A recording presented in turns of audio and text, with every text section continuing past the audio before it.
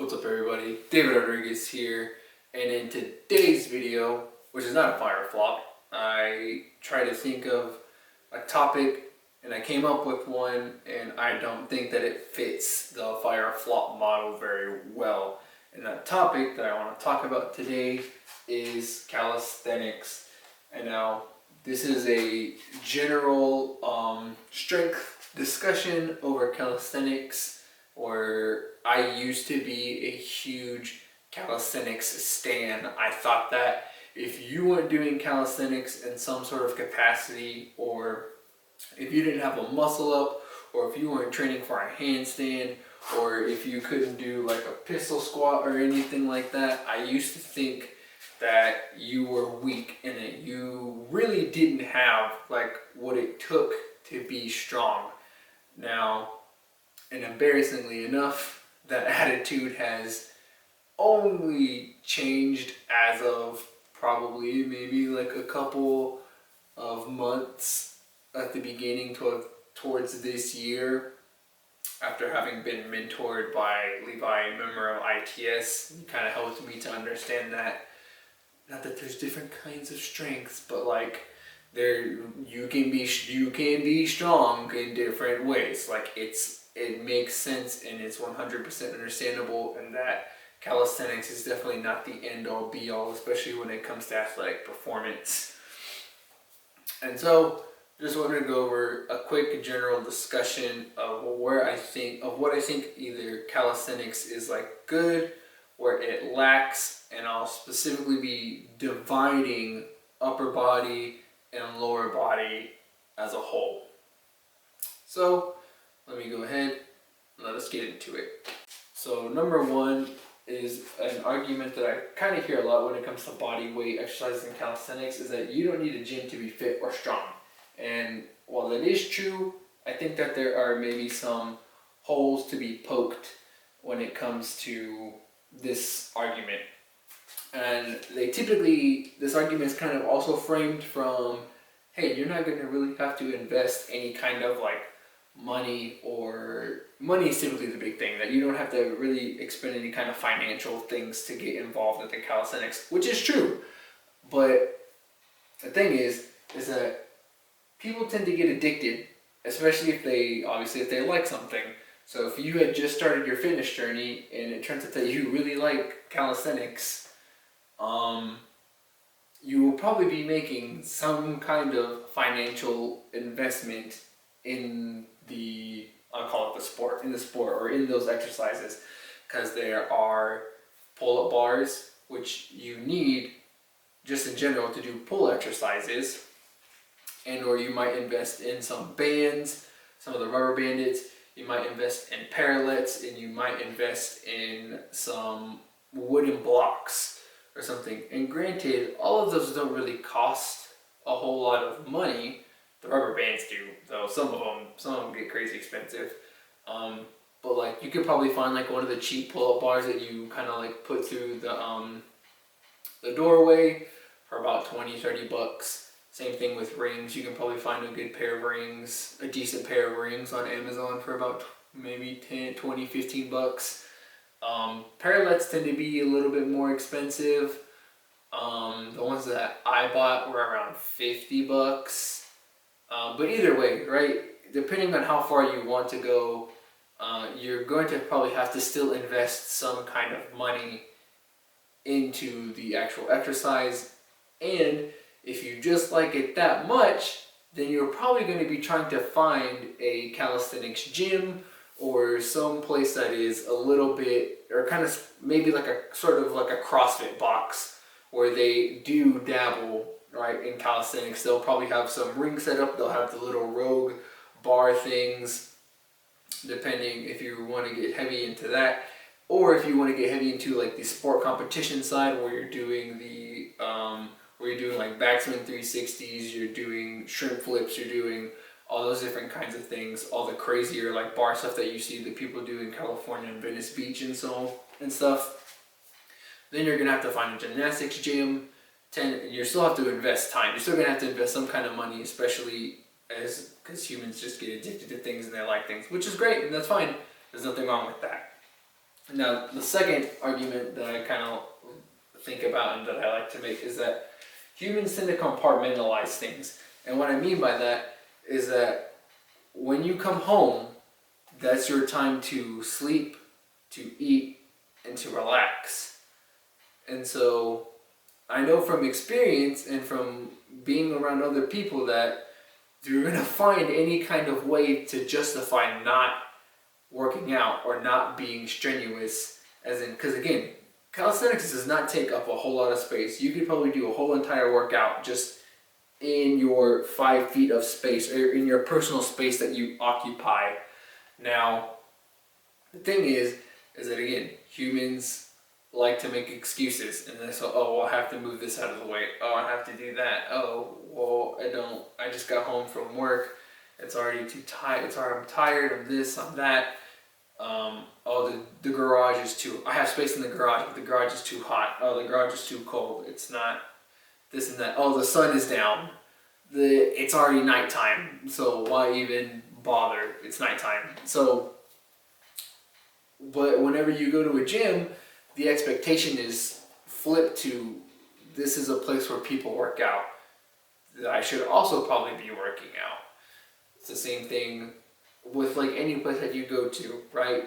Wherever the norm is, you are more willing to follow the norm than you are to obviously go against it.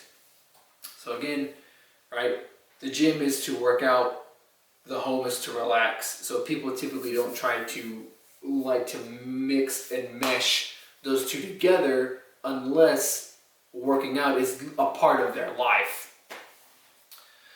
And so that's kind of what I think whenever people say you don't need a gym to be fit or strong. Those are my two kind of poking holes in that argument. It's not that you can't, and it's hard to find calisthenics parks, at least for where I'm from. There's one, but it's like an hour away from me, like a whole hour away from me. So we'll go ahead and move on to number two. Number two, when it comes to lower body calisthenic exercises, I feel that there are two big holes and two big things that they're missing. And one is there's a lack of hinge movement, and that there's not enough stimulation for developing either strength or power or speed. Now, as far as the lack of hinge, I'm talking about like exercises that develop both your lower back, your glutes, and your hamstrings. The whole posterior chain. I feel there's body weight good mornings, but if someone can provide me an exercise that you can do like at your house by yourself, then I would really like to know, because I could never find one, and I never knew of one or never saw even an advanced movement of one that people would do that I was like, oh hey, like I should try and achieve that. Because calisthenics does have push, pull, and squat. Because for push, right, you have handstands and or planches. For pull, you have muscle ups, one arm pull ups, one arm chin ups. Archer pull ups are also pretty good. And even a regular pull up tends to be hard for people. And squats, body weight squats, not so much, but you can strive for pistol squats, Cossack squats, shrimp squats, and dragon pistol squats, and you can even do box step ups too. And but there's not one for hinge, and I feel like hinge is just as a vital component, especially for having a strong and like supportive lower back to help keep you healthy for the rest of your life.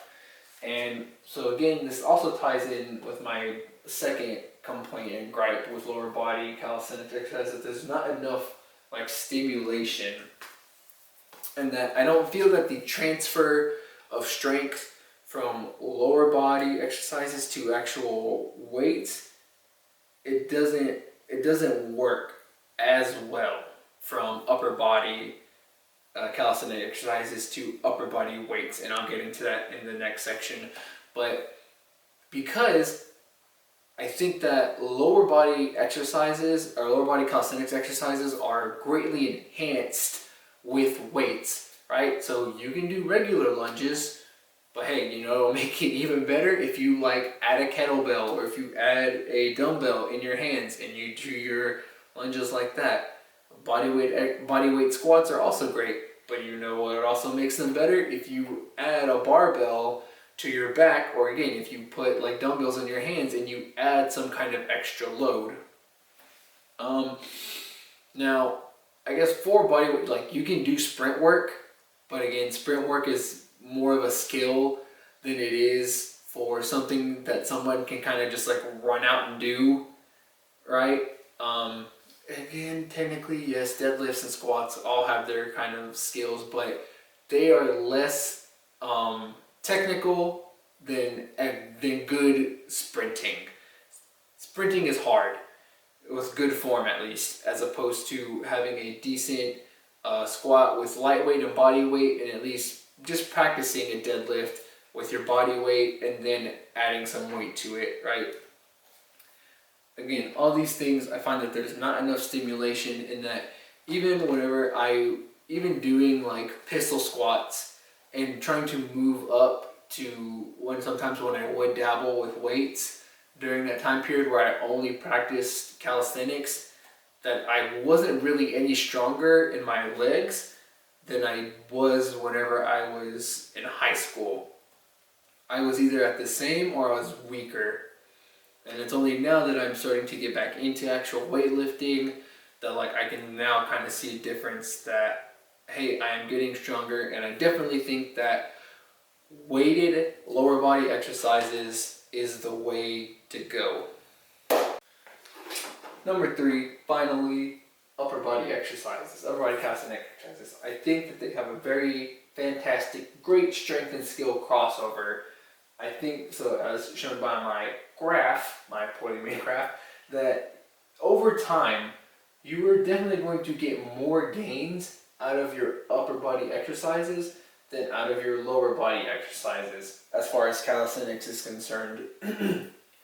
Because when you compare, especially the size between your legs and your upper body, that your legs are much bigger, they're much more stronger, they're much more developed because, right, they are made to carry us, walk, run, jump. They're made to hold our body weight up. The same thing can't really be said for upper body. So even just our body weight, I think, provides enough stimulus for your arms to get you somewhere, as opposed to only practicing your lower body.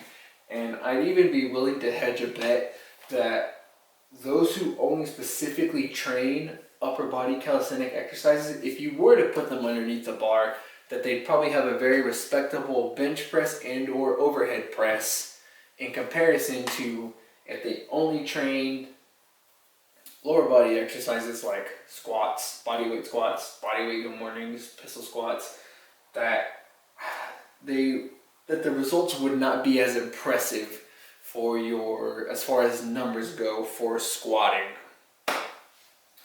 And so this isn't to bash calisthenics and that I think that calisthenics is dumb. I think that calisthenics is a great starting point, especially for your lower body. But I think that after that, as shown by per this graph, that you at some point, especially for your lower body, you're going to have to make the transition to adding weights. Now, again, if you just want to be fit, you just want to have a improved quality of life, then there's no harm with just sticking to regular body weight exercises. Of course, I would still encourage you to maybe add some weight, continue getting stronger, continue to build yourself up and your body. And so, now for upper body calisthenics, I think it's just there'll be great exercises for you to continue doing throughout the rest of your life, especially if you're looking to try and achieve your handstand, your planche, your muscle up, and or your one arm pull up, things of that nature. And they're even good for mixing in with your upper body bench press, overhead press, any kind of shoulder press or anything like that. I think you can definitely mix in your upper body calisthenics movements to provide additional stimulus to your workouts. Do you like calisthenics? Do you think that they're useful? Do you think that they're dumb? Do you like upper body, lower body more? What do you think? I'd like to know. David Rodriguez, stop tricking. Please like, subscribe, comment. Let me know, obviously, what you think about all this down below, or the points that you've said, or something that you maybe want to discuss. I'd like to talk about it. Hope you have a great weekend, and I'll see you on the next video. Peace.